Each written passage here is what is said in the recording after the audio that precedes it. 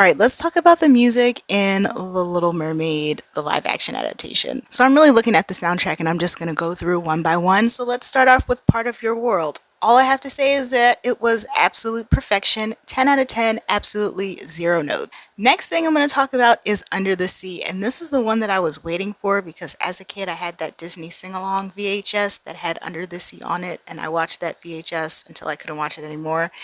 And as someone who was obsessed with The Little Mermaid as a child, I loved this song.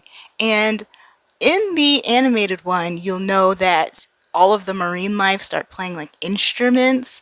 And while watching it in the theaters, I quickly realized that we were not going to get that. And so I was a little upset. But what they gave us was equally as excellent.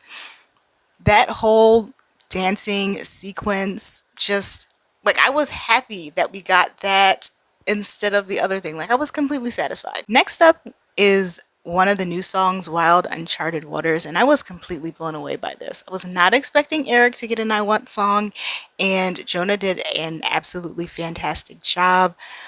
With this song, I was like, am I on Broadway or am I in the movie theater? Like, it was giving very much Broadway, and I loved that. Now, Poor Unfortunate Souls. See, as a kid, I was never like a huge Ursula person, so Poor Unfortunate Souls was not a song that I listened to on the regular.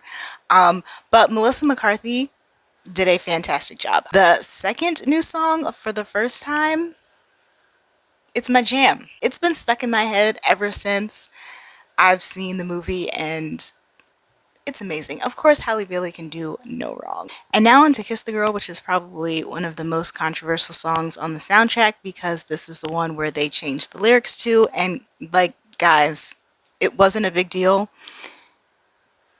Didn't even really realize it, to be honest. It was still great. And that brings me to the new song, The Scuttlebutt. And I may have an unpopular opinion about this, but the song was not that bad. My issue with the song is just that it didn't fit with any other song in the movie. And also, the movie was a little long, like you definitely felt the length. And I feel like if this song wasn't there, then I would not have. So, that's that about The Scuttlebutt. So don't forget to let me know in the comments what your thoughts were on all of the music in The Little Mermaid, and how many times have you listened to the soundtrack? Today, maybe? That might be a better one.